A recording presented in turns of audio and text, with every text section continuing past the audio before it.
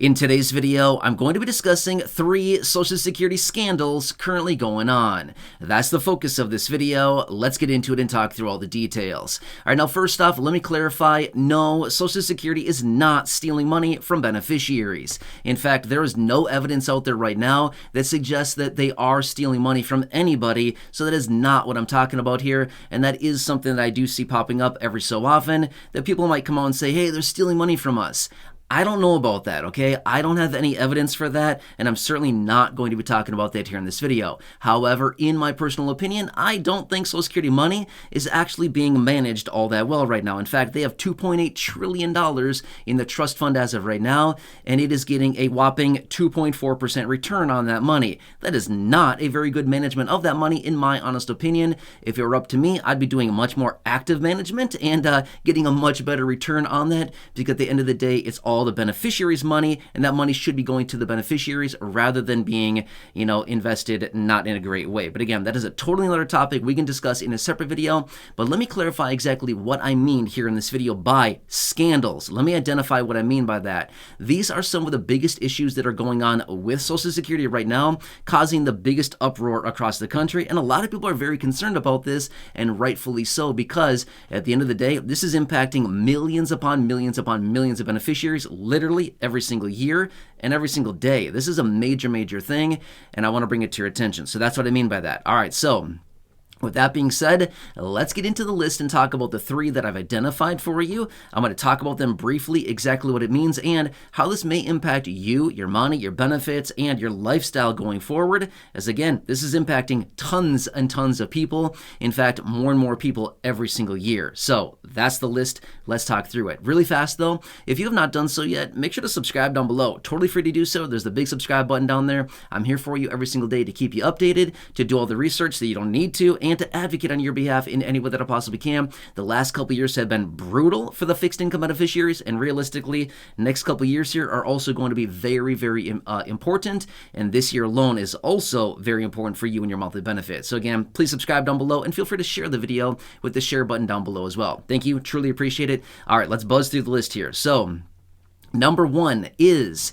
taxation of Social Security benefits, okay? Now again, I know this may not apply to everybody here in this community, but let me talk through the details about this really quickly. Believe it or not, 40% of Social Security beneficiaries are in this realm here, okay? They are paying taxes, federal and state taxes in some instances, on their Social Security benefit. Now, this is causing a lot of controversy for a lot of people, because with the 8.7% COLA that we got last year in 2023, it's pushing a lot of people over the threshold now where they need to pay some federal taxes on their benefit. In fact, there are 3 pieces of legislation out there right now to remove federal taxes on Social Security benefits, because they continue to come out and say, these lawmakers are saying, this is double taxation, this madness must end. So this is something that's currently out there, and again, 40% of beneficiaries. It's a huge percentage of people out there that are now having to pay federal taxes on their benefits. And again, there's about a dozen states out there right now as well that also require taxes on Social Security benefits. So yeah, this could be really rough for a lot of people that are just sailing along, enjoying retirement, and all of a sudden realize, uh-oh, I have a huge tax bill due. That's not fun. Yeah, no, that's not fun for anybody, right? That is not a welcome surprise. So this is something that's causing a lot of controversy, and we have lawmakers on our side here working to get these taxes repealed on the federal level. And then states, of course, they have their hand out as well, trying to get some of this as well from beneficiaries. So depends on the state you're in. There's about a dozen states or so that still tax Social Security benefits. So that's number 1 on my list. Number 2, $23 billion outstanding. Now, this is impacting 1 million plus beneficiaries per year, okay? Let me explain about this. Now, in late 2023, this was something that came up a lot. There was a lot of talk about this. I haven't seen a ton about it as of recently, but it is still out there, and it is still a major thing. But here's what it comes out to. There's $23 billion on the books of Social Security that has been paid out in overpayments to Social Security beneficiaries.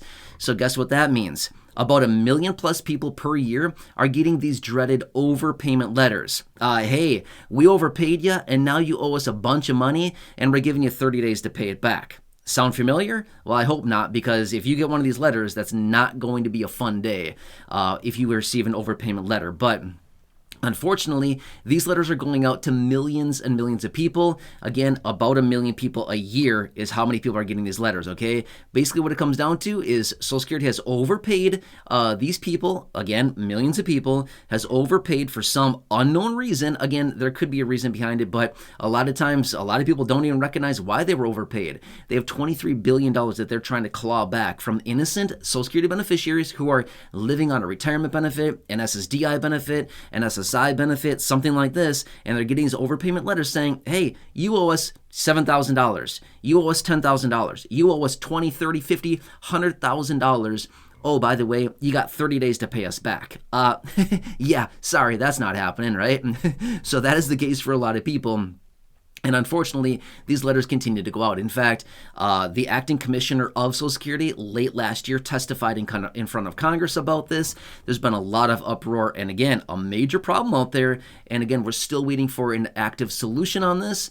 I anticipate it's going to be, maybe a little while, but there probably will be a solution at some point to fix this up so these beneficiaries don't keep getting these letters, okay? All right, so that's number 2 on my list. And number 3 is a potential 25% cut to benefits. Now, I'm going to be honest with you right now. This is absolutely ridiculous. In my honest opinion, this should not be happening in the first place.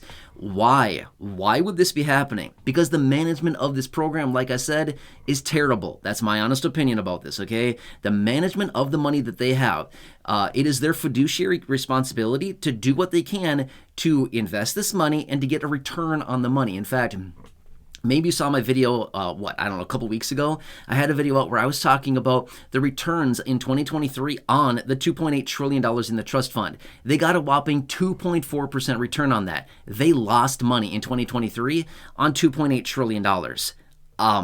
I'm sorry, but that is a terrible rule, okay? to not be able to invest this money properly and get a proper return on $2.8 trillion is nuts, in my opinion, okay? That's my opinion, okay? Now, here's the thing. They lost tons of money in 2023 because this money just sat there and it got nothing back, 2.4%. Well, I'm sorry, inflation in 2023, depending on where you look at, even if you compare it to the COLA, was 3.2%.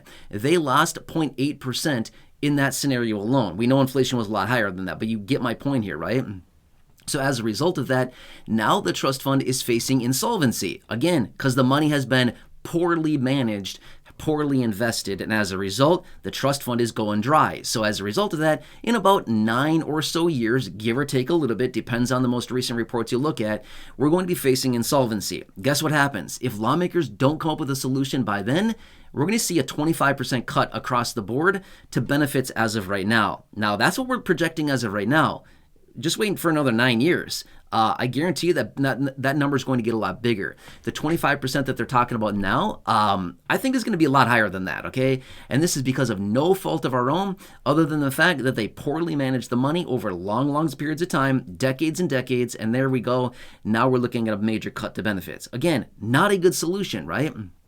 Because the program was set up in such a way, they have very strict restrictions on what they can invest the money in, okay? It has to be very safe asset classes, okay? Well, okay, in order to get a return on money, you got to take a little bit of risk. I'm sorry, but that's the fact of the matter, okay? And if you want to get a better return than a pathetic 2.4%, you maybe have to take a little risk. Again, I'm not saying that's the best solution. I'm just simply saying we got to go for better returns here because we are siphoning cash out of this trust fund, and unfortunately, it's going to be dry, and all the beneficiaries, unfortunately, are going to pay. It's not good, okay? That's my opinion on that, okay?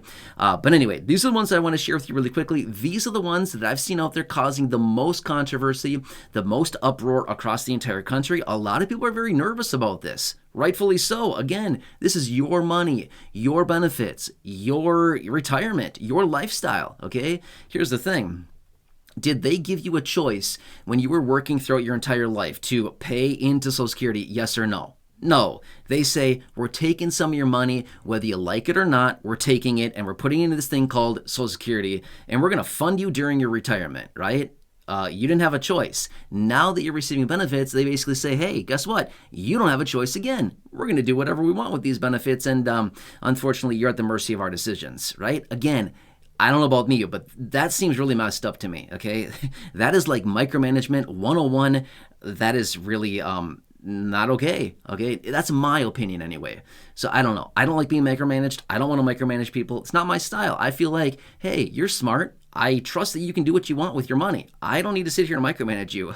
That's my opinion. So anyway, these are the ones that I want to bring to your attention really quickly. Again, as always, please subscribe down below. I'm here for you in any way that I possibly can be.